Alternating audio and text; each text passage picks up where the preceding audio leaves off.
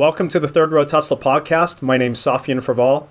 Today we have our Third Row crew, and we have a couple of guests today, so I'm really excited to introduce them to you. So we have Omar Kazi, Tesla Truth. Boom. Thank you, Omar. And we got Galileo Russell from Hyperchange. Hello. Hey, man. And we got Kristen, K10. Hi. Hi. And then we've got two guests today, so let's start with our first guest, Ben from Unplugged Performance. Hey, Ben. Hey. Hi. Good to see you. And then we've got the legend, Randy Pobst. How you doing, Randy? Happy to be here. Thanks, everybody, for setting this up. I didn't realize there'd be such a crew. Yeah, we love having these discussions. So we haven't actually introduced everybody to each other, so why don't we do that now? So, you've seen everybody's name, so why doesn't everyone go around and tell us a little bit about their Tesla, what Tesla they own or what Tesla they've driven. So start with you, Omar. Well, yeah, everybody knows me. I'm Omar, who watches the show. I have a black Model 3, long-range rear-wheel drive. I live in New York City, so unfortunately I don't have a Tesla, but I do have 5 mini Matchbox Cybertrucks on reservation. So Great. Those will fit in my apartment. Great. Wait, you got them on reservation because they sold out in 5 minutes? Or I pre-ordered them. Oh, nice. Oh, yeah. Yeah, I got 5 of them. So I might resell a couple if you're lucky. I think that toy Cybertruck probably has a bigger reservation list than some of the other EVs. Yeah, that's hilarious. Thank you. Kristen? The first vehicle that I drove was the Tesla X, but I have the black long-range rear-wheel drive, and I've also driven an S, and Safian let me drive his Performance. That was fun. Well, we got stories about letting people drive my car, so it's coming. And then Ben, I'm sure you've had a lot of experience with Teslas, right? Yeah, it's kind of a hard question to answer. I daily drive a Model 3, really early VIN car, so it was a long-range rear drive.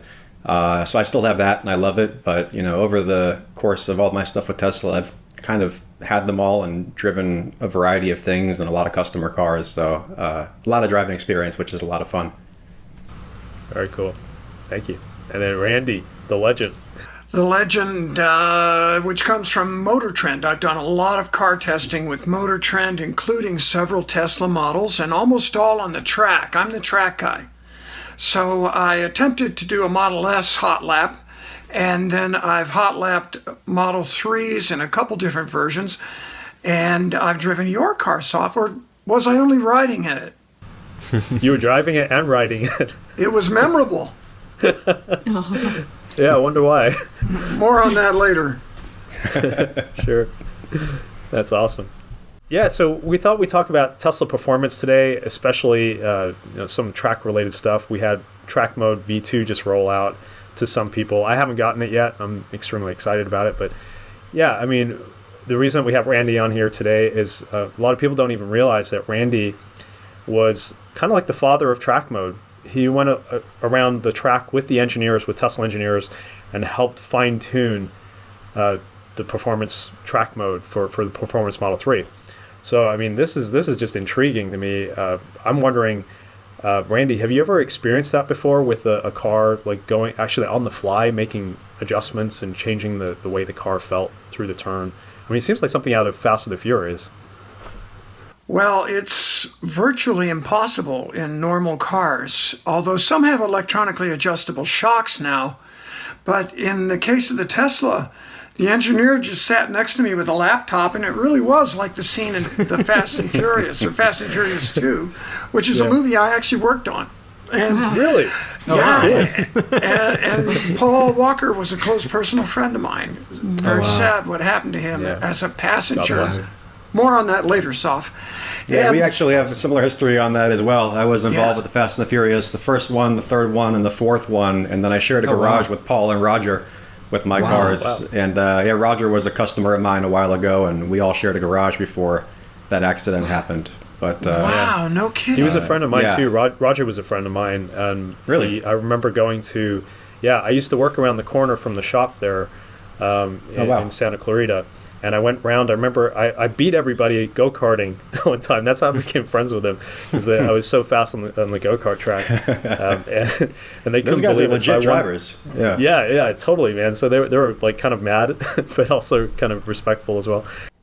So Ben, you guys are headquartered down in Hawthorne, right next to like SpaceX and the Tesla Design Center, right? Live and direct from Hawthorne right now. Absolutely. Yeah, outside my window is SpaceX, and Tesla is about a 4-minute walk from here to the design studio. Yeah. So how'd that all get started? Just like performance modifications for Teslas? I mean, I think I read a little bit about it, but maybe it'd be good to talk. Totally. So I started my journey, oddly enough, I wasn't expecting to talk about this, but I started my journey right around the time of the filming of the first Fast and the Furious movie. I was 20 years old, and I started a company called Bulletproof Automotive at the time. Wow. Out of my college dorm in Arizona. And I took a week off of classes to film the movie, which back then was called Redline. And I was basically an extra on that, and then ended up leaving Arizona State University. Did a couple of weeks of filming. I was out at the airport in San Bernardino for the race wars scenes, and ended up realizing that I wanted to run Bulletproof as a career, not just as kind of like a side hustle to pay for brake pads and tires at the racetrack. So that led me to California back in 2000. 20 years later, I'm doing all this Tesla stuff, and in the time in between, what happened was we basically bought an office that was right next to Tesla and SpaceX. And at the time when we started Unplugged, it was 2013.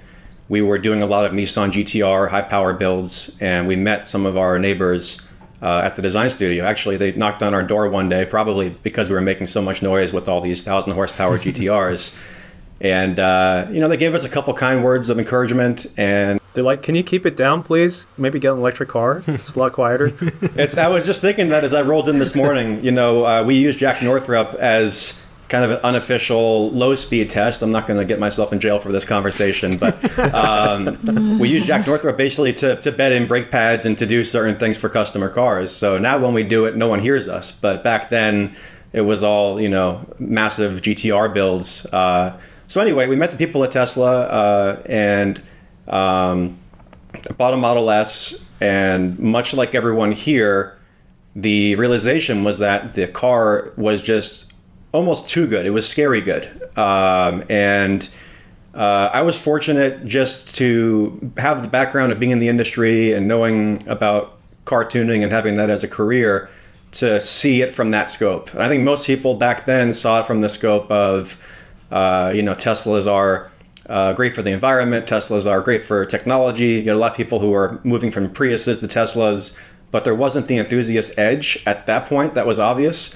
But I drove the car, and the takeaways that I had in the first night of driving it were basically that all gasoline engine cars are going to be extinct. And I didn't come at it from the scenario of price point or the scenario of, all the new stuff, all the autopilot stuff and all the tech. Now there's an infinite number of reasons. I came at it from the same way that probably Randy thinks, which is from building track cars. And there was a couple things that in the industry, everyone's always aspiring to do better. One of them is transmissions. We'd see this evolution from manual transmissions and then automatic. And then, eventually it went down to like dual clutch DSG transmissions and trying to basically increase the speed of shifting from one gear to another.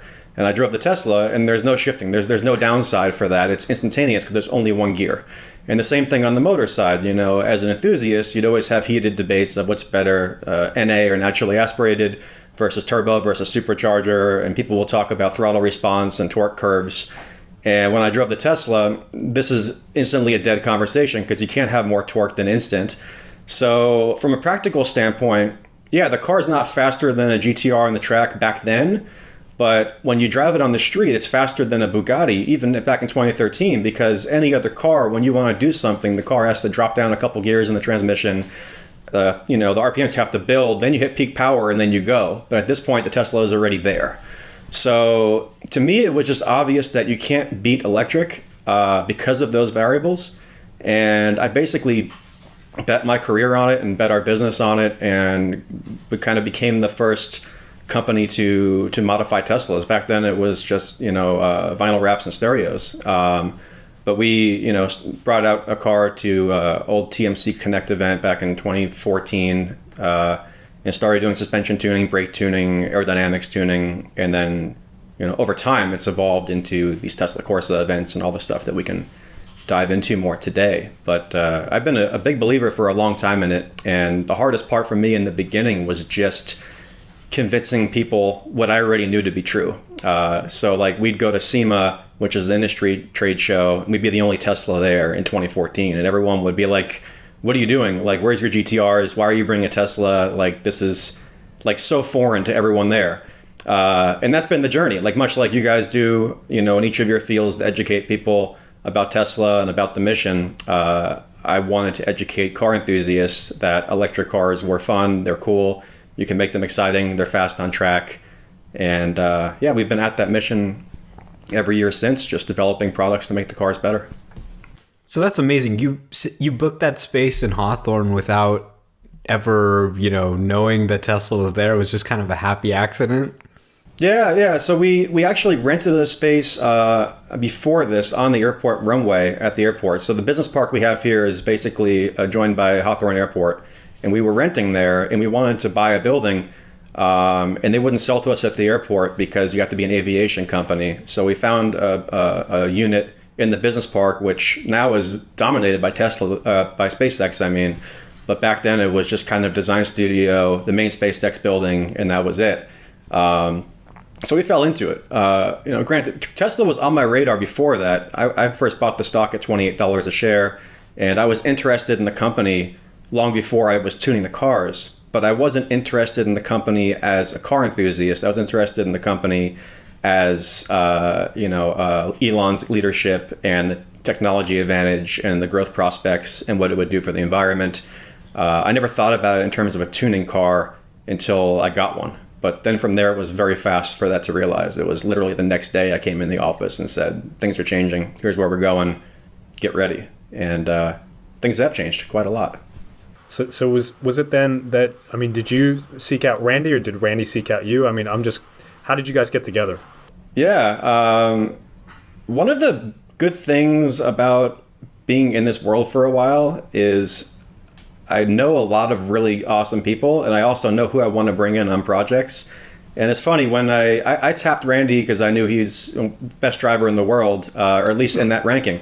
He's when very humble as well. In Randy, you'll remember this, when I reached out to you to collaborate with us and to test some of our parts on track and come out to Corsa, I think I showed you a picture, funny enough, of my college dorm room wall where I have one of your race cars on the wall, and it's kind of all full circle. But the nature of being in the industry, you kind of know who are the right drivers, who are the right engineers, who are the right parts manufacturers, and my viewpoint is always about building the best team. I don't claim to be an expert at anything, but one thing I am good at is identifying talent and bringing talent into the mix. So whenever we develop anything for our business, whether it's aerodynamics or brakes or suspension or exterior or interior, we assemble an all-star team. And of course, if you're going to pick an all-star driver, you'd be insane not to call up Randy Pobst and say, hey, let's do something.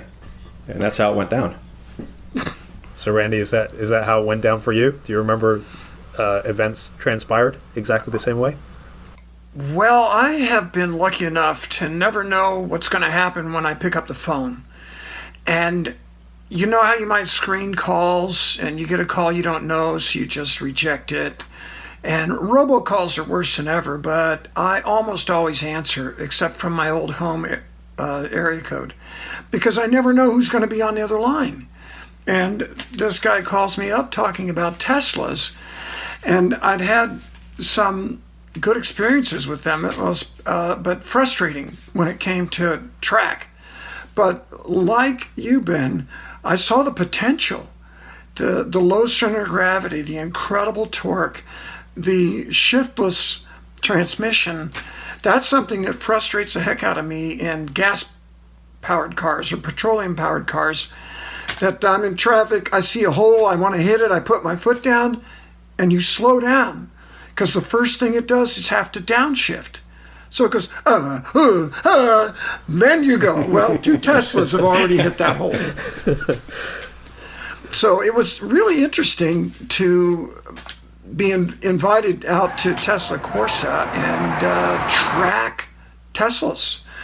I don't even remember. This must have been after the performance model. But to that point, the track mode, and this is an interesting segue to V2. When we started Tesla Corsa, I mean, first of all, the goal of Tesla Corsa as an organization is to basically showcase that the cars are fast on track. And when we began it, it was in some ways on a personal level an interest of mine to change the narrative from just all these online videos of drag racing and street racing, and to show that the car is actually a well-handling, dynamic car that can be competitive. But when we started the first Tesla Corsa event, I think it was almost all Model S's. I think the Model 3 either hadn't come out or had just come out. But what was interesting is you can see the evolution of the cars and the drivers before track mode 1 and after track mode 1. It was a massive difference. And I forget if it was Tesla Corsa 2 or 3 when track mode first was offered, but there's so many nannies in the car as far as limitation to being able to put power down with traction control. And once they enabled the amazing software that Randy helped calibrate with Tesla, you would see an instant change in lap times and how the car behaves on track. And it kills me that we just finished, Tesla Corsa 8, I think it was last weekend. Yeah. And then they dropped the track mode V2 like 2 days after. So I'm really itching to go back out there because it's the only car in the world where you can get an update like that and drop a second or two a lap just based on software calibration. And the new V2 is way, way better than V1 based on everything I'm seeing. Like massive improvements. And maybe for people who are watching and who are interested in going to Tesla Corsa, you could let them know how to do that, or website to go to, something like that. Yeah. I appreciate that. TeslaCorsa.com is the website. Our goal this year is to make it international and to do events around the world. It just takes a little bit of coordination to get it done. So right now we're preparing for event number 9, which is in April, also Button Willow. And then we have a pretty aggressive plan for 10 and beyond. But the main goal for Tesla Corsa, if I were to give it, a quick pitch, is it's a friendly environment, whereas Tesla is only on the racetrack. And that's the part that's very unique. Anyone, by the way, around the world can go to a track day event, drive their car, and I recommend they do because it's a really awesome way to learn about your own driving skills, to become a better driver, and to see what your car's potential can be without, ending up in jail. But in terms of Tesla Corsa, it's unique in the fact that, it's unique as a spectator because it's dead silent. All you hear is wind and tire noise. But it's unique as a driver because it's a friendly environment. And I think a lot of people maybe want to go to the racetrack, is my hunch. They want to go to the track, but it feels scary. It feels like maybe they're going to damage their daily drive car, that they're going to, be in this ultra competitive environment where, people are going to be, gunning for them because the Tesla's the enemy for the gasoline powered cars or whatever. And what I wanted to do is just create a safe environment where none of those concerns exist, where a beginner can go out and learn their car, be amongst friends in the community, get to know other Tesla owners, just have fun in a safe way. And then we have a beginner group and an advanced group, and people can graduate out of the beginner group, which is meant to be just about safe and fun, and go into the advanced group, which is still safe and fun, but a lot faster and for the more experienced drivers. But yeah, my belief is if you have a track full of Teslas, it makes it more accessible, it makes it more fun, and builds the community. And my point of view from the beginning with Unplugged and Corsa is about building community, because the one thing I've learned 20 years plus in this world is that things like this podcast, for example, the community is as important or even more important in some cases than the car itself. I've been very close in the GTR community because that was my background, and I have so many friends that I've met there and so much commonality. And from a personal level, I find that the world is oftentimes much more divided than I like it to be. And when I travel the world for work, it doesn't matter where I go, or what religion or political background or cultural background someone has. If you enter into it with a common point, everyone's instantly the same. It's a great equalizer. So in the case of car culture, I think the fact that it brings people together is more powerful than the car itself even. I think that's really a lot of what drives me on a daily basis. Making cars fast is cool, but I think there's a lot of unity and a lot of healing that especially now the world's so screwed up in so many ways, I think these things are great, that people can be on the same page instantly and remove all the variables and connect on the same passions, whatever it may be. In this case, it's... Thank you, Ben. And that actually brings up an important point that I wanted to ask Randy, because you have such a history with gas-powered cars and racing, and a lot of enthusiasts follow you, and maybe they're only interested in gas cars. So, I mean, how do you think, what would you say to them in terms of having an interest in electric cars, especially Teslas now with track mode? I mean, it's showing them that it is just as fun, or maybe even in some cases more fun. I mean, maybe you can tell them a bit about your experience on the track, maybe the one we had together as well. Easy. Drive a Tesla. It's the same experience I had. The first time I saw one was a Model S. Kim Reynolds, the technical director at Motortrend, had one a few years back.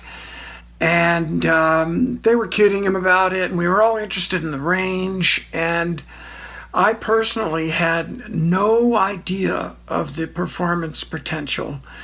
But he drove up in it, and I opened the door and looked in it, and I got in it, and I thought, this is a real car. I've just seen, going back pretty far now, other electric cars and electric car projects were very weird, and they were minimal, and they looked funny, and they had stacks of lead acid batteries that weighed a ton, and they'd only go for 20 minutes. I mean, everything was wrong with them. Plus, I hate to admit, I knew the car was built in America, and I thought, and it was new. I just heard about it. I knew about the Roadster just a little bit. It was kind of based on a Lotus Elise, am I right? Mm-hmm. Right. And I didn't know much at all. I saw a dealership in Boulder, Colorado. That's about it. And so here comes this car, and I got in it and just immediately had an impression of quality and style. And this thing didn't look strange. It looked better than the other cars we had sitting around. I mean, in terms of styling and interior design. And then I drove it and started to discover what electric torque feels like at that level.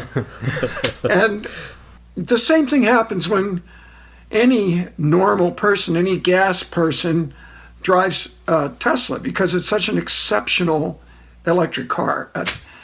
I guess even the Priuses, which have been so popular, they're still funny looking. And I think they're funny looking on purpose. And then Honda built an electric car, and they made it look exactly like a Prius.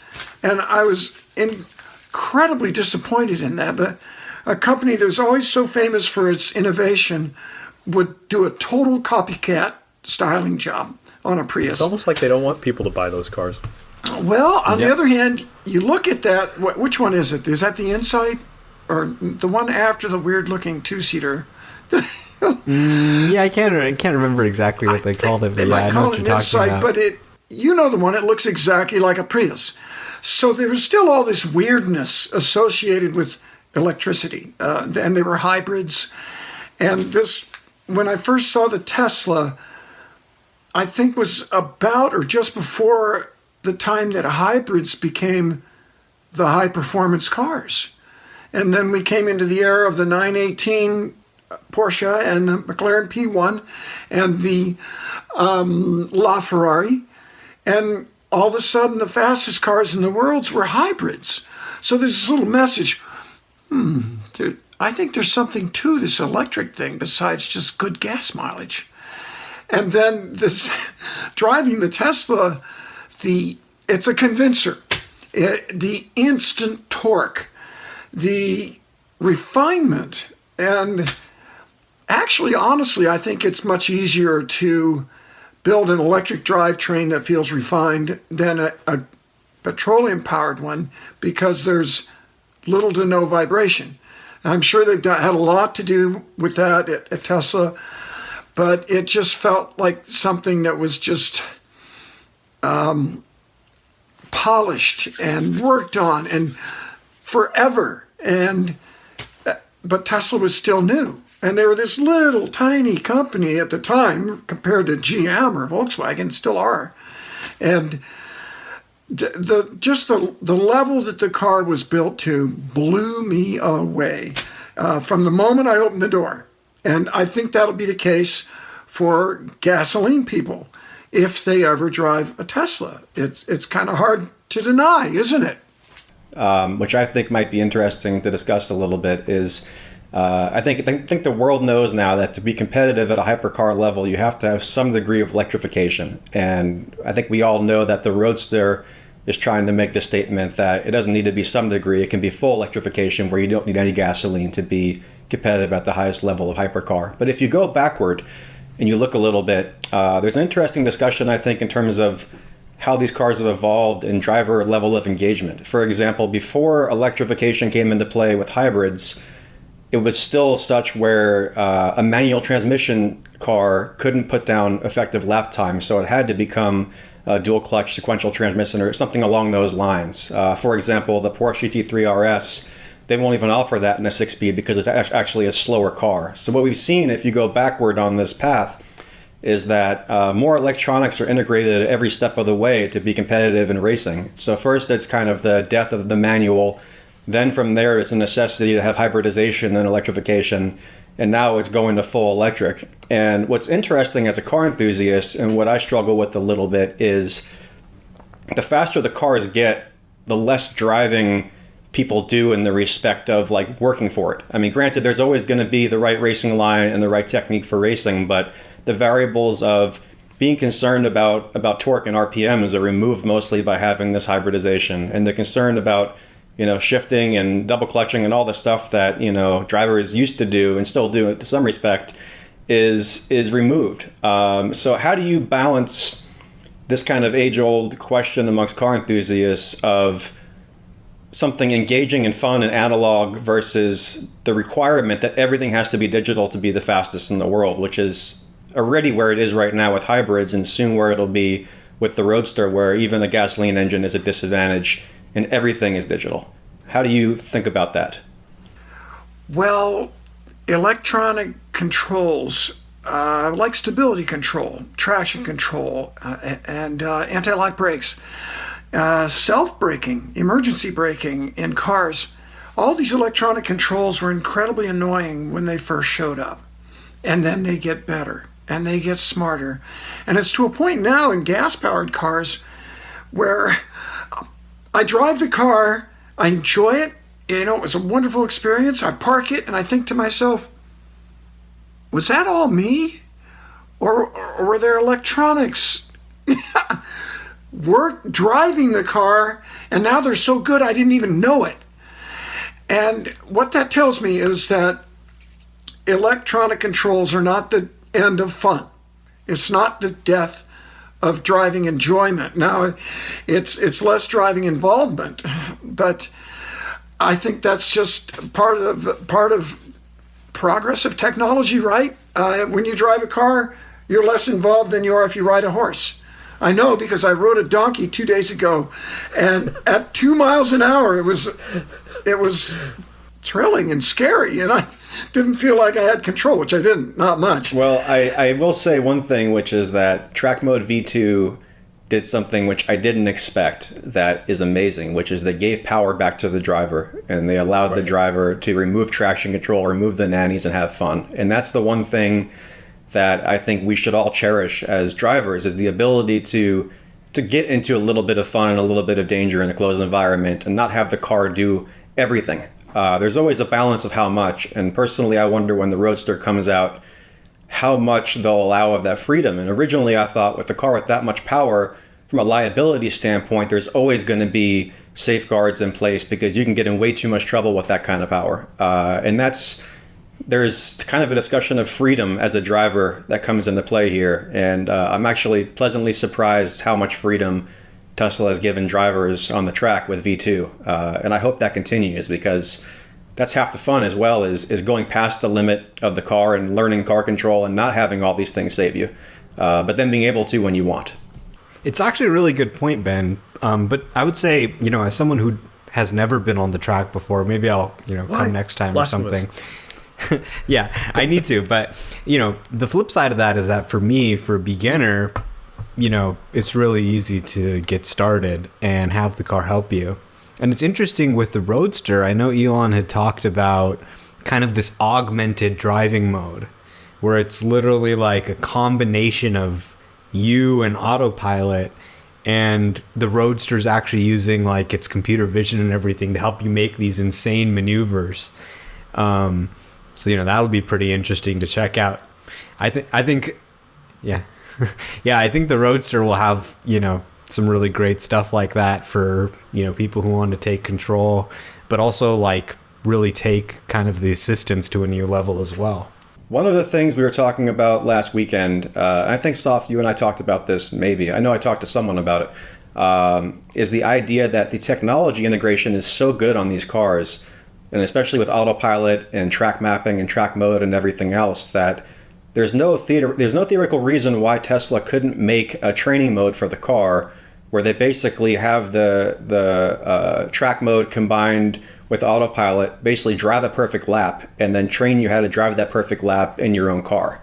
So I think these things can be coming, or will be coming at some point. I see no reason why they can't.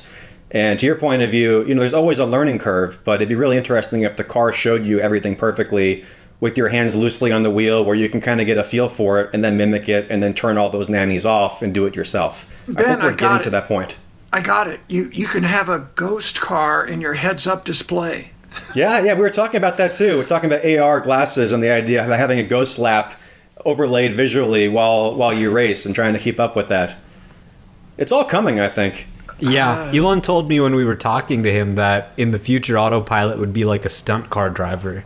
Like that's how good it would be. That's the problem, and that's the challenge for driving. Is for example, there was a video. Who was it that put it out? I think it was Neo. There was a video a couple years ago of an autopilot team doing a lap at Coda, fully autonomous with no one in the car. And this is kind of the debate that we're heading towards, is just like how analog cars have gone away in terms of competition. What happens when the driver goes away in terms of competition? It becomes a coding platform for engineers to take hardware and software and run the fastest laps. Is that even fun? It's fun for coders. But I know exactly Randy, what happens. Exactly what happens. Disney World, where you sit in a car and if you turn the wheel, up. it's on a rail. I'm in line right now. It's on a rail. It's going around, and at some point the driver's going to realize that the driver is not in control of this thing, that something else is. Yeah. And that's why I hate stability controls, because I want to drive. That's why I'm here. And I am the stability control, and I'm 98.3% capable. And but there are people who want and in fact need stability controls, and we have these greater cultural and entertainment questions, I think, about risk and about what risk does to your brain, at least my brain. That's part of what I like about driving cars fast, or I like to ride motorcycles fast. I'm not a cruiser. And the reason is it turns my brain on, and nothing else does turn it on fully like that. And so if we want to enjoy driving cars, we have to have enough control, and in a track format, even risk, to turn on the part of the brain that is only inspired by things on that level, if that's what we want. And if a car can totally drive itself, I'm not interested. It's not. It'll be interesting. Actually, for one, I'm not sure I'd trust it. At least not the first lap. But two, I want the personal experience. I want to feel those juices flow through my veins that come from my control. I don't want to watch. Right? Even though you're sitting in the car, you're really watching this happen.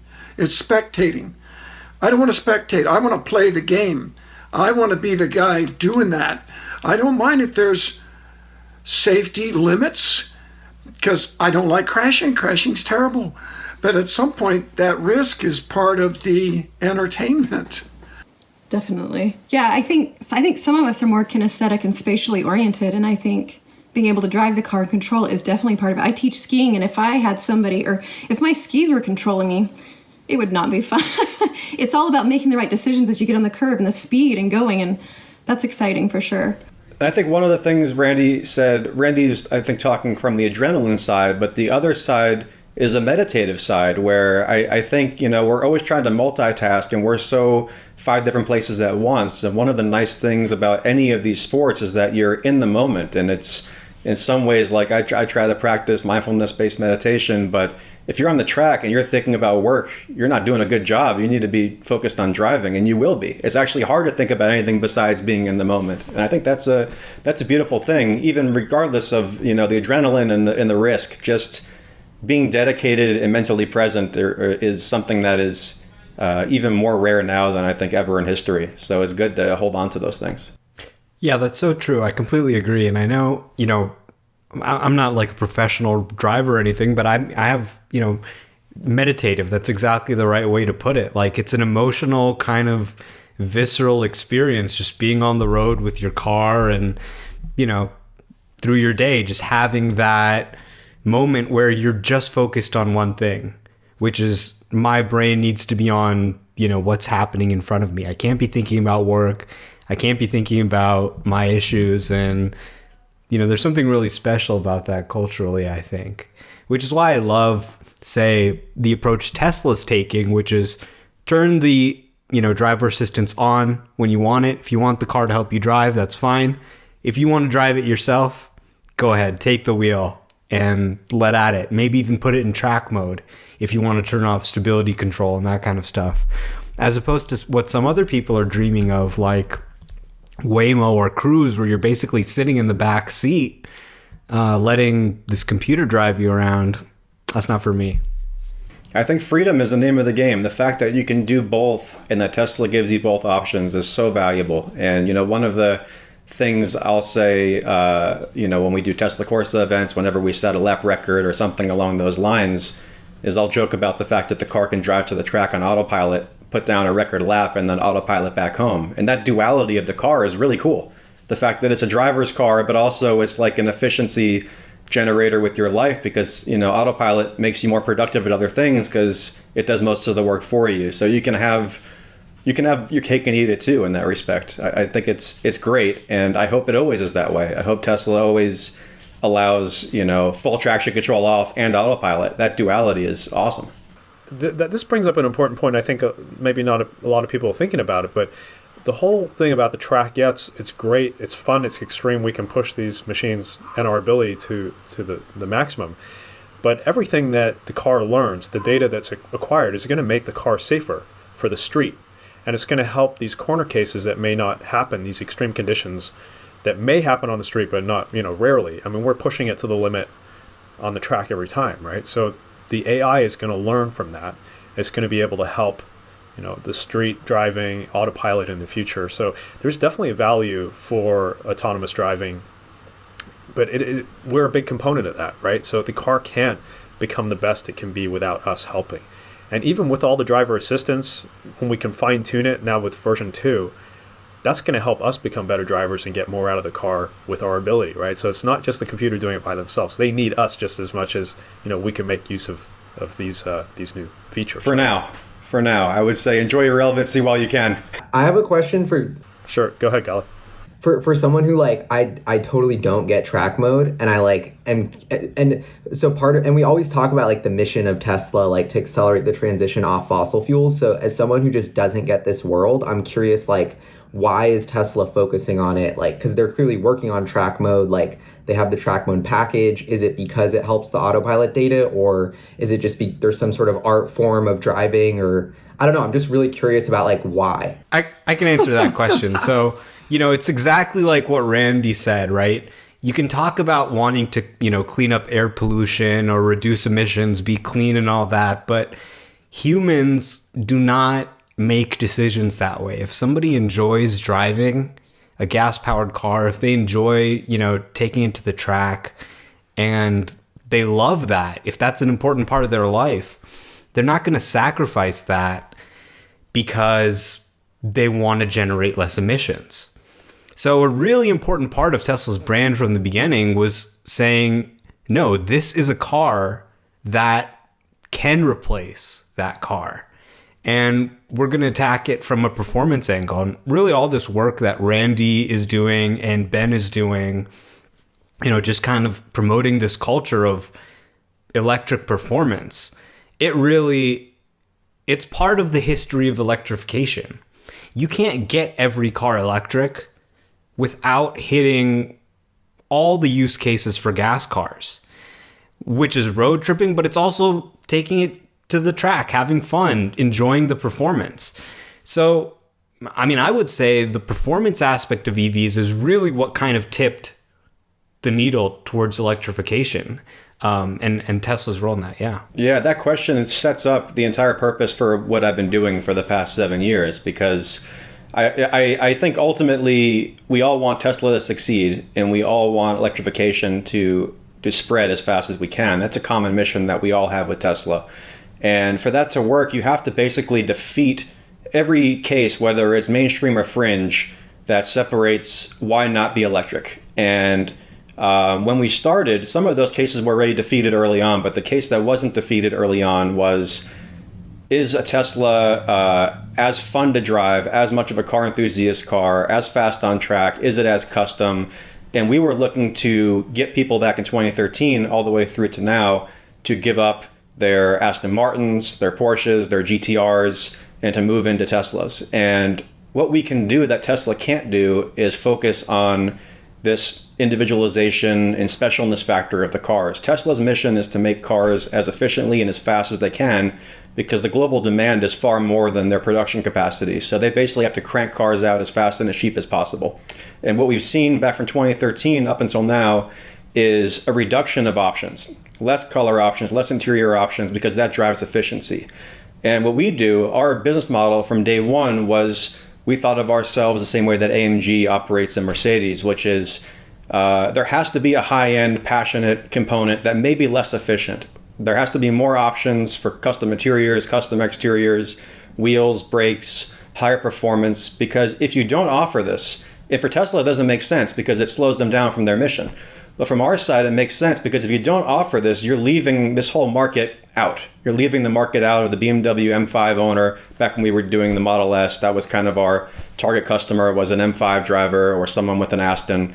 For the Model 3, you're leaving out, the AMG C-Class and the BMW M and the Audi S4, RS4. And all of these people, if you want to sell cars to them, you can't just win on one category of efficiency or price point or technology or autopilot or aiming your farts on the back seat. All of these things are cool, but there's going to be holdouts that are true car enthusiasts. So what you set up for your question is basically our entire business model and our mission, which is make this stuff cool to the hardcore car enthusiast that otherwise was on the fence. And every year we go at that as hard as we can because we know that it's a necessary component to win the entire category across the board. And I think Tesla would say the same thing with the Roadster, is they don't want to leave any opening for any gasoline-powered car anywhere. So the Roadster is basically chasing after, as Randy said, the 918, the LaFerrari, all of these levels of $1 million+ cars that still rely on gasoline. And as you defeat all of these roadblocks, then who's going to say anything compelling as to why not go electric? There's no options left. Like, electric wins in every category. Well, I want to say two things about performance at Tesla. One is why was the Model S, like the first real car, Tesla? Why was it so powerful? Is that just a result? My point is the behavior of the drivetrain and the power of it draws enthusiasts. It draws people that are performance oriented. And then the other thing is, the first Tesla I know about, it was the first Roadster, right? That was called a Roadster. It was based on a Lotus Elise, a wonderful little sports car. So somebody at Tesla, probably Mr. Musk, is interested in performance automobiles. And I think that was already there. And Ben recognized it and said, you know what? I can make money there. He saw the potential and bravely charged into it. And I think that Elon's is a performance car guy. Well, yeah, he had that McLaren that he crashed. Yeah. Can you guys answer for me why the Model S, or is the Model S, or was it, whatever, was it so fast because it had so much battery for range? Or was that a deliberate choice to make the car so bloody fast in a straight line? The fastest car model Motortrend has ever tested in the 0 to 60 and a quarter mile. Yeah, I think it was totally deliberate. What? Completely. You do? Yeah. Well, because, I mean, Elon's always talked about doing, especially with the Roadster 2, making the ultimate smackdown to any gas car. It's got to beat in every category and like to draw people in. So, yeah, the signature Model S was like a P85, which had a high power inverter, so you could go 0 to 60 in 4.2 seconds, right? So that was the first Model S they came out with. But it wasn't, I mean, you didn't have to get that configuration. There were other ones with smaller batteries and everything. Oh. But yeah, that was the performance. Now it's down to one. 2.4 seconds. Well, yeah, I mean, Motortrend showed it with the pre-Raven. I think they got it even quicker than that. It was like 2.3 or 2.2 even, 2.2 something. The easy answer is that Tesla has had, rightfully so, a conviction that the technology is superior. And it's superior across a lot of different forms. But one of the things that makes it superior in this aspect is the fact that it can be, for one, updated over the air. It's so much software driven. And that is a huge competitive advantage. And yeah, when the Model S came out, it was fast, but it got so much faster with so little changes. You know, the car itself is largely the same. They made a couple changes here, a couple changes there, and suddenly the car is able to beat, you know, every production car known to man, pretty much 0 to 60 or very close to it. Right. And I think that was baked into the pie long before they even sold the first Model S, which is the fact that the technology has an inherent advantage. And when they can enable that advantage depends sometimes on, you know, a material science breakthrough or on economies of scale or on software programming or whatever it is. But there's an inherent advantage in the software. Case in point, Track Mode version 2.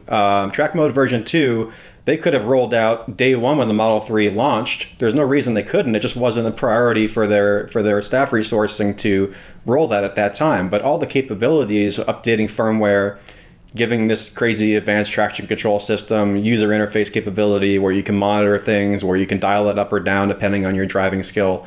All of that's baked into the pie. You can go back to the Model S. There's no reason they couldn't have done most of that stuff back in 2012. And it's because the platform is a better platform for innovating in every category. And in particular, because everything's connected, it's like the IoT of things, but for cars, you can manipulate every aspect of it over the air. And good luck to anyone trying to keep up with that. You just can't. The platform is just superior. Well, Ben, there is one reason. There is one reason you couldn't do that on the first Model S. Overheat. That was a huge problem. When I first tried the hot lap one, I couldn't do 3 corners. So I'd come across the start-finish line at the, let's call it the start. Wow, this thing hauls. Go around the first corner. Whoa, yeah, it feels good. You know, it doesn't feel heavy. That low center of gravity with the batteries in the floor. I'd come down to the third corner, come roaring out of that, and then, oh, wait a minute. And, you know, I didn't know whether it was the car was not able to put out the power, or somebody at Tesla knew where I was and what I was doing and hit a switch and turned it off. But I believe it was the overheating, right, Ben? Yeah, but that's long since resolved. I mean, that's just another, you know. But I mean, that's why they couldn't do it in 2012.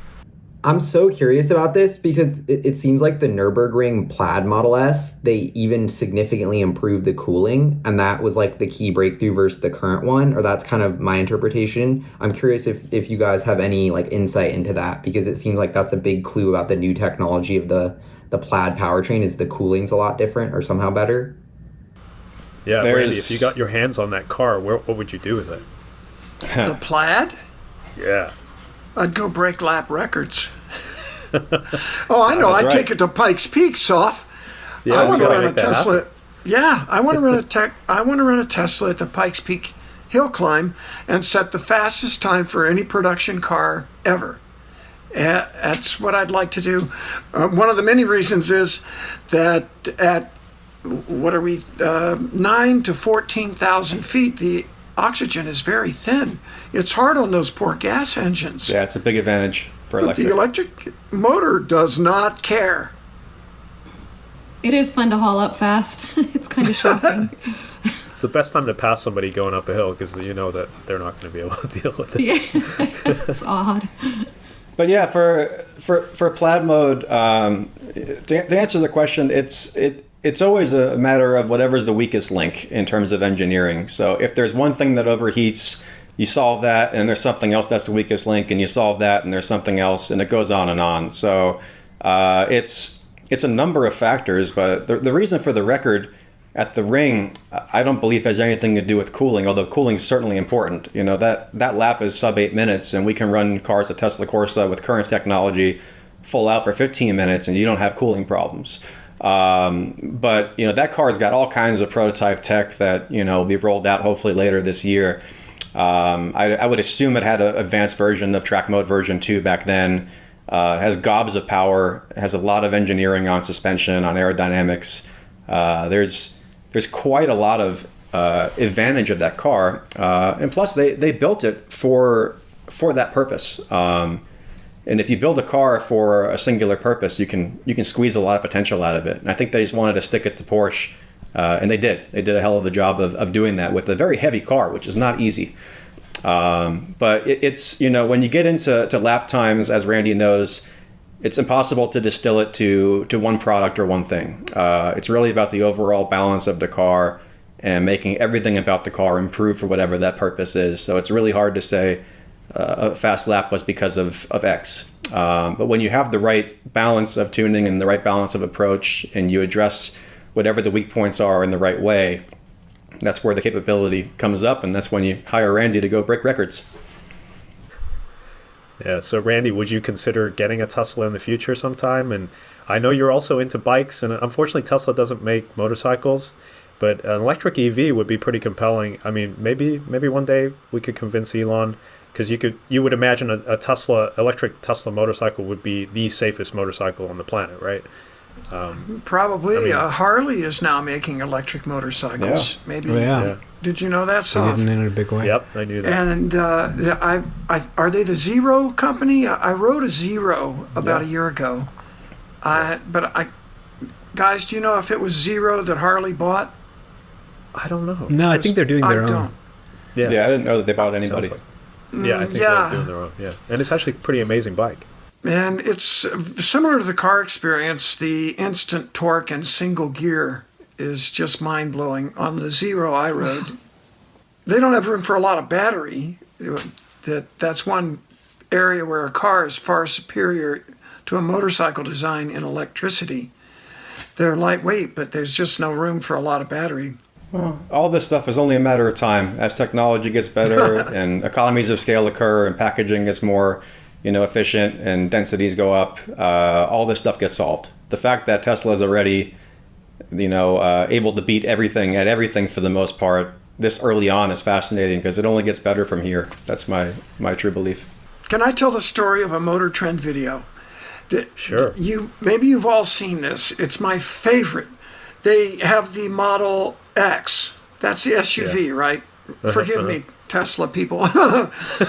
We have a Model X. When it was brand new, it's lined up on a drag strip. Next to it is an Alfa Romeo 4C. Oh, yeah. Which is a really cool Italian sports car. I love this video. Yeah. Yeah, it looks like a baby Ferrari. We'll the lights come down. Yeah, and they take off.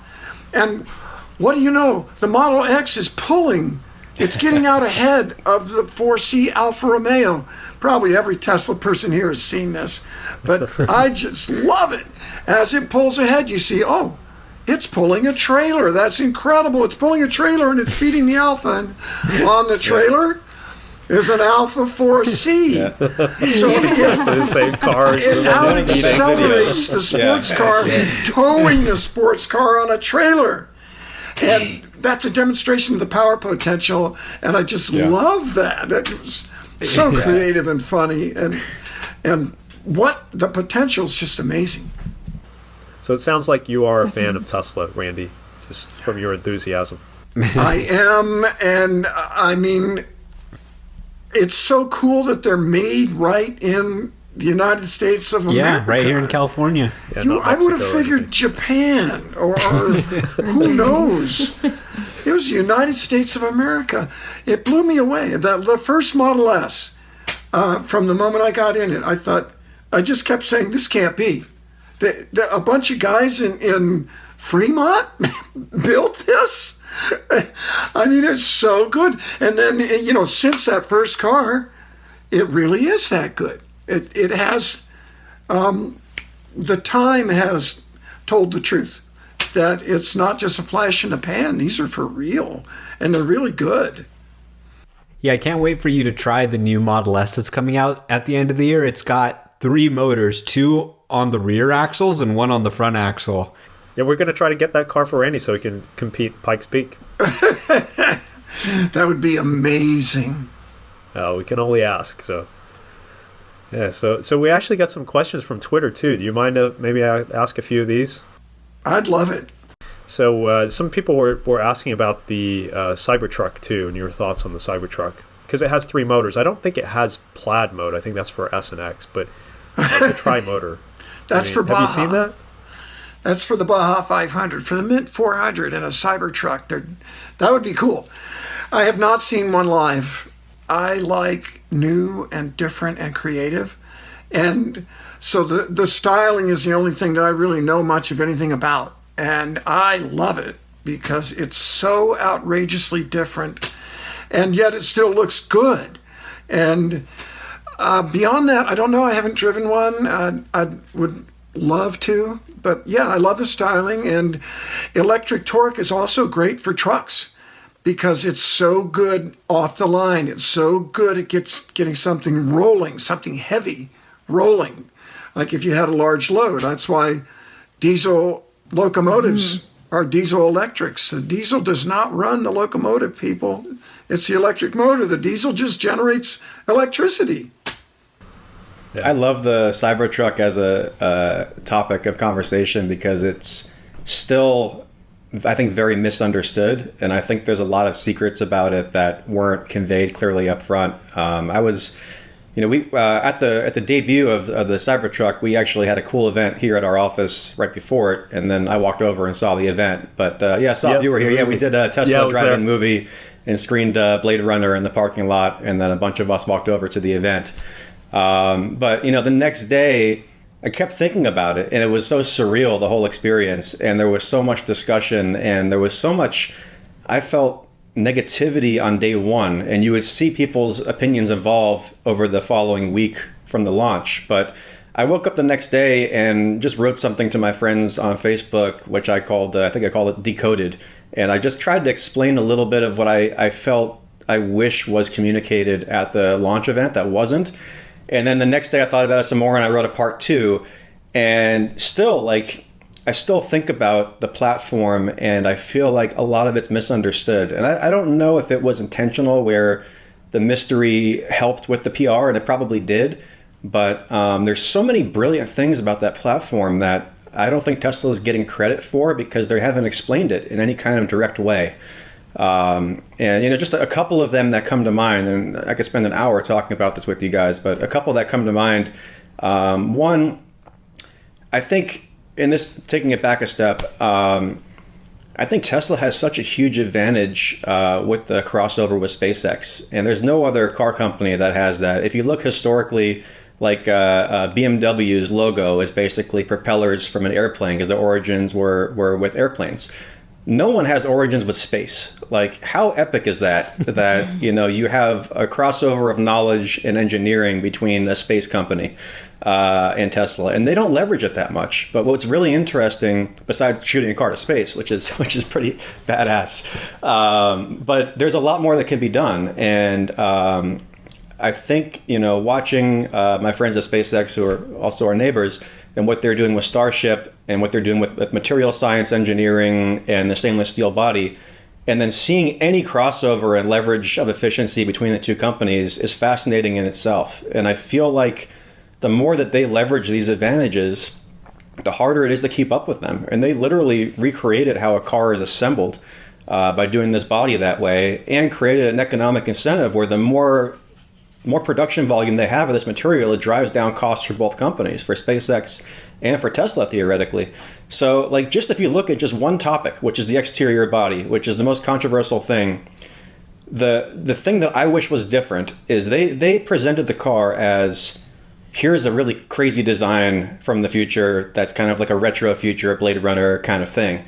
And what I wish would have come along with that is, here's why the design is the way it is. Because what I think it is Tesla's an engineering company assembled with the most brilliant engineer in the world at the top, and then he recruits the most brilliant engineers around him. And you have a car that is just utterly brilliant engineering, and then the design team has thrown a challenge of how do you package this? Because you can't shape it in a conventional way.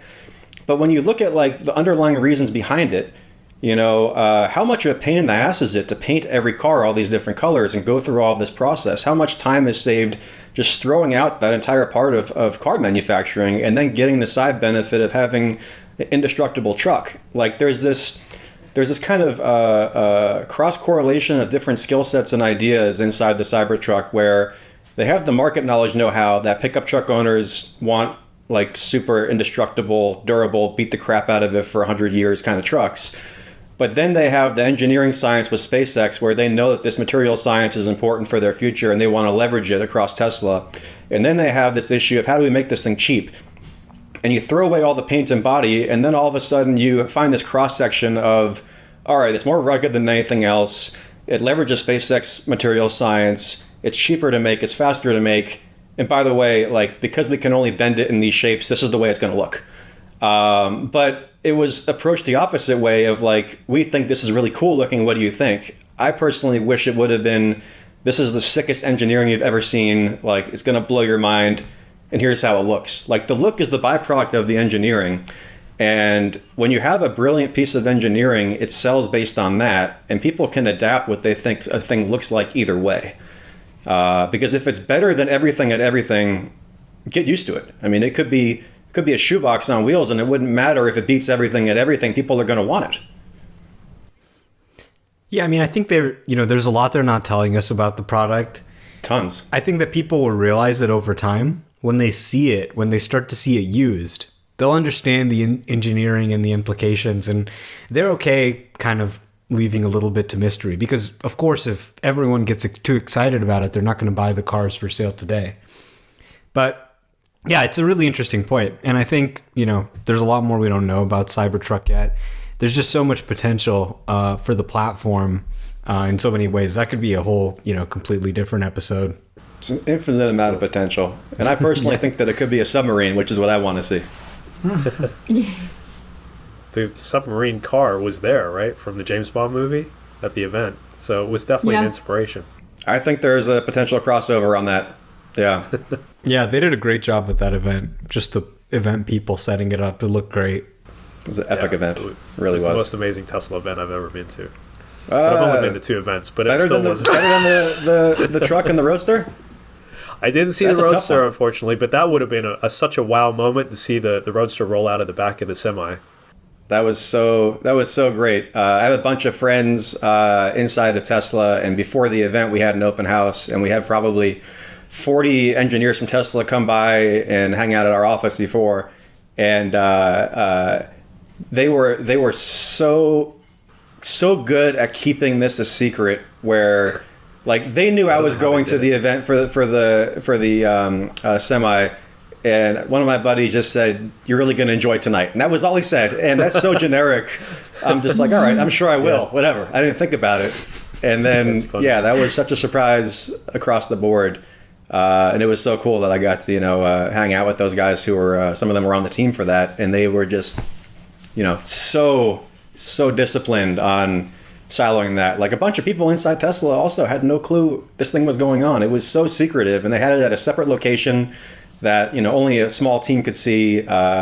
Tesla's becoming very good at this, much like Apple is, of having these big surprises. And I don't understand how any company is able to do that. That's some crazy skill to be able to build an entire car without anybody knowing. Like, it's so complicated to build a car. It is. Yeah, it's not like a little phone that you can just hide in your pocket. This is like a car sitting out in the middle of the open. Right? There's a lot of components that go into a car. Yeah, and it's big. And you got to test it somewhere. Like that car presumably was driven a lot of places before they drove it on the airport runway. So where were they doing the testing? Like how many months or years of this could they keep from anyone finding out? That is so hard. True.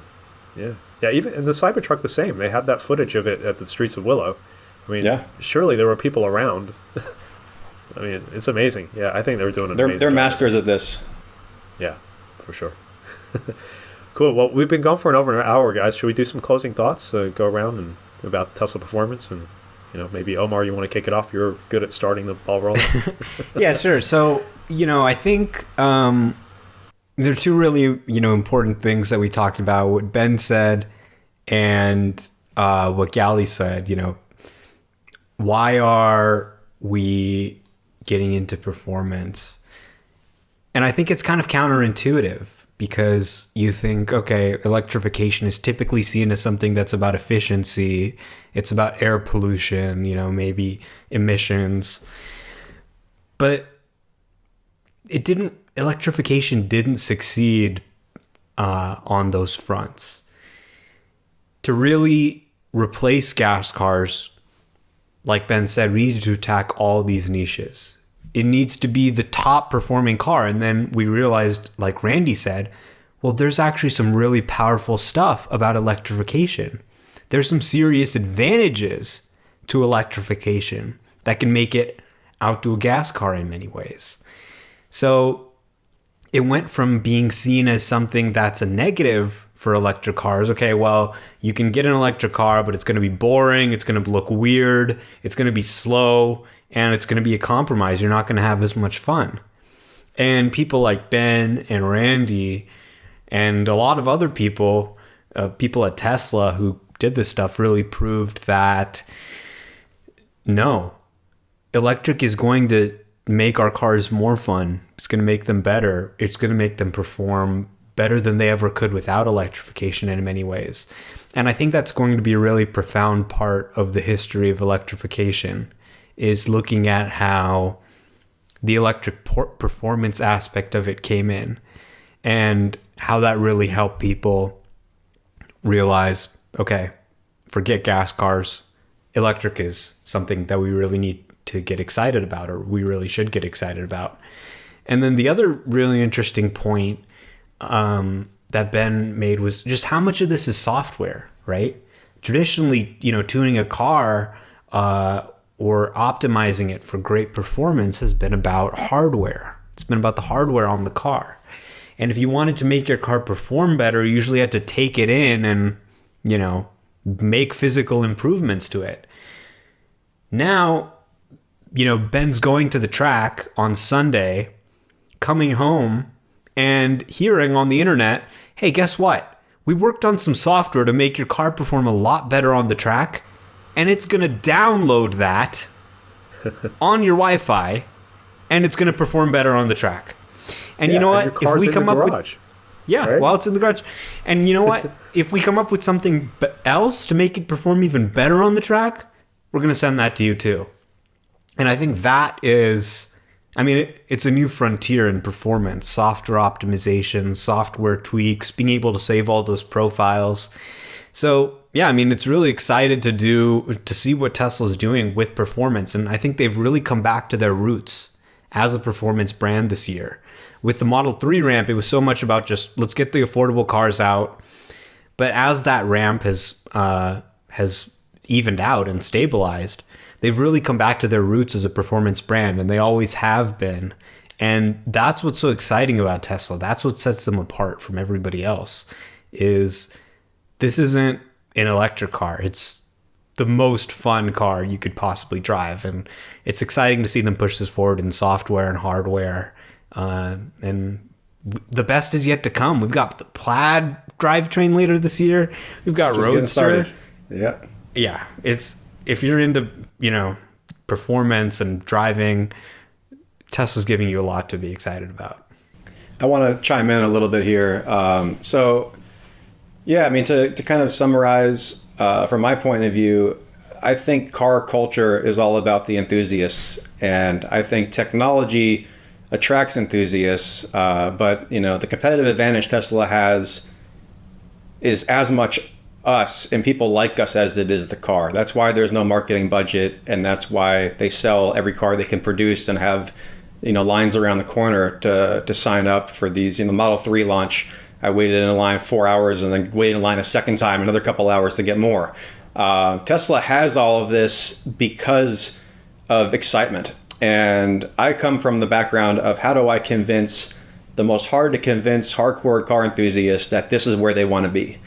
And I'm at that extreme, but that's my background. Is I'm an extreme car enthusiast, and I talk to other people in that world and try to convince them of this mission.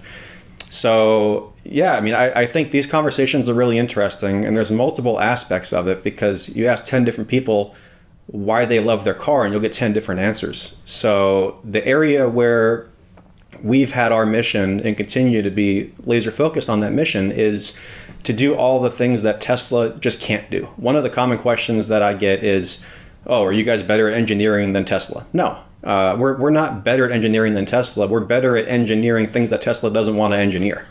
And the bottom line is that Tesla has to crank cars out as fast as they can. So therefore, they're not going to be differentiated.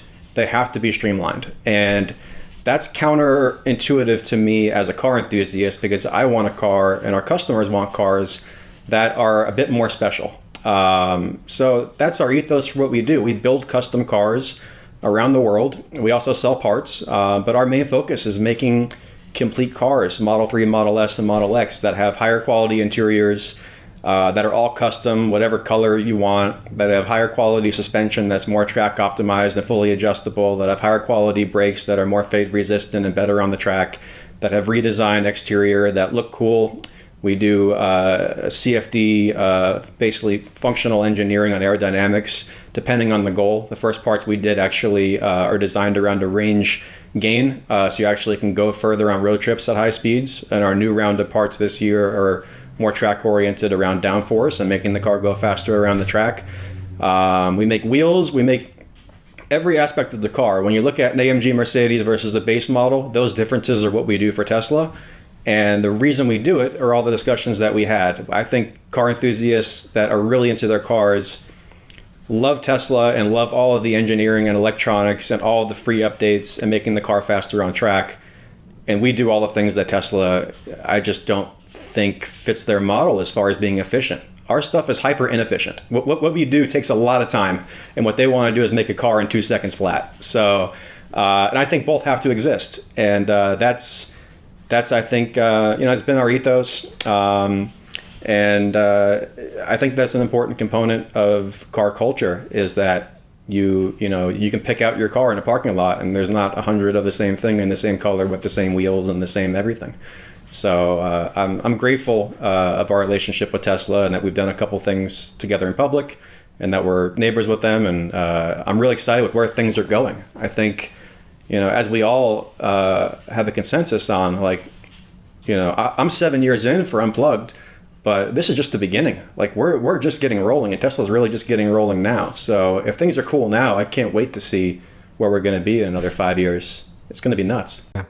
And that's exactly why we started the podcast, was just, the Tesla community, the culture around Tesla, and just talking to people from across the community who've been involved for a long time, like you and everyone else. And, it's really kind of interesting, the Tesla community, and kind of what you'll see, written in the mainstream media about Tesla versus actually talking to people who've used the cars and are part of that community. It's a pretty stark difference.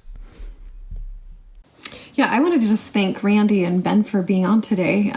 It was really encouraging to hear the different stories, and encourage the people who are listening to give test drives to people. Like Randy was saying, there's people that, I was in a parking lot and this guy just bought a brand new Mercedes, but then he looked at my Tesla and he wanted to come over and see my Tesla. And I was just thinking, if he would have just had a test drive, he would probably have a Tesla.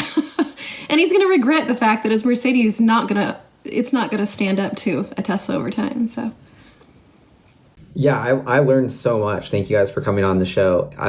like as someone who isn't into track mode, this was just so cool. And from the world I'm in, as crazy as it sounds, like there's still a debate about whether Tesla has good technology and how far they are ahead, and whether like they even have anything that's worth talking about. And then I hear people like you who are industry, you've driven all these gas cars, you were, Ben was saying you do GTRs, Randy, you drive every single awesome gas car, and to hear you talk so highly about Tesla is like, just makes me so pumped about the technology they're building. And like you guys said, how fast they're moving, and like the Roadster that they're selling for 250 grand is outperforming these multi-million-dollar cars. Like this is, it just really made that click for me. So I thought it was so cool.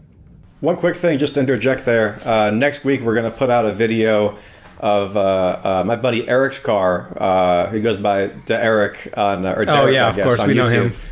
Yeah, Tesla to the point you just said, the video we're putting out next week shows his Model 3 in Japan in freezing cold conditions, running a second and a half faster than the McLaren F1, which is Elon's previous car. And this is on street tires. So when you see it, you'll see a picture of both cars, and you'll see how they handle on the track. And this is with an amateur driver. It was 38 degrees. The driver never drove a Tesla before in his life before getting behind the wheel of this car. And he had probably a total of 30 minutes on the track, and beat the F1 time on street tires. And the reason I say that is these are the stories people need to see to understand. The cars, and this is a street spec car. This is a car that doesn't have racing slicks and doesn't have crazy downforce. It's a fairly normal car, and it can do that. So, and this is still early. Just check back in a year, and it's not going to be F1s that is beating McLaren F1s. It's going to be Porsche 918s and LaFerraris and stuff, because we're getting there quick.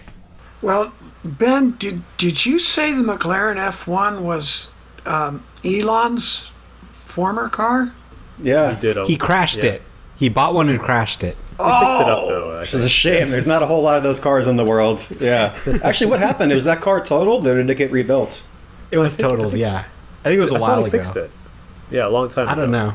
You can't scrap those cars. They're priceless. I think it would Hopefully be it's somewhere. easy to total it. I think it was totaled, and he says he only has like a Ford Model T and something else now. We'll have to in terms ask of gas cars. That's fascinating, but it shows, obviously, I was right. Elon is a car performance enthusiast, and the McLaren F1's a very special one. It's my personal favorite all-time car, and that's probably where some of this performance is coming from, because he's the big boss, right? And I've learned so much from Ben. Ben, you impress me, man. I know we've worked together before. I'm impressed. I learned a lot from you. Your insight and your knowledge and your goals for your performance company. And I do have this unique perspective, Gally. You're right. I'm in the petroleum-powered world, and I have been just blown away by the performance of Teslas, and it keeps getting better. And I'm excited about what Ben said, that we're just beginning. The wave's still building. It hasn't even broken yet. So there's tremendous potential still, and everything's just going to keep getting better. And that's optimistic too.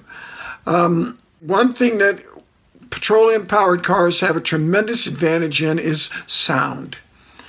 But that's a petroleum-powered person's world. We grew up with it, or I did. And the sounds of these engines are really special to me. I absolutely love them. And yet, when I drove the Model 3 on that Tesla Corsa, I remember talking with somebody about the sound. And I didn't miss it because of the power. I was focused on the driving experience, and it felt the same to me, trying to get the most out of the car, and the performance was strong enough that I was distracted. Do you think it was even easier, like hearing what the tires are doing, feeling the car with the less vibration and stuff like that with the electric car? I mean, just curious, your perspective. Well, it's definitely easier to drive, not having to shift or worry about gears, but I don't think that was exactly your question, was it? It's an interesting. Well, I would say two things on this point. Number one, I like actually the sound of the electric motors. It's quieter, but it's kind of a nice futuristic sound. And then also I would ask Randy, what do you think about like the Porsche and other electric cars that'll actually play kind of a fake engine noise in the electric car? What are your thoughts on that? Because you can get that as a $500 option for the Porsche, fake electric engine.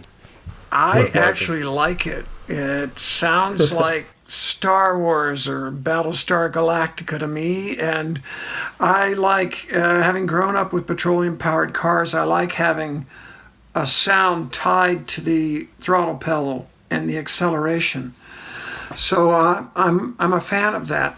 Although in another aspect about the noise is more and more racetracks are getting in trouble for the noise they create. That's true. Laguna Like Seca Laguna. up there in the Bay Area, they have tremendous problems with that. When I first went to Laguna, there were no houses around it.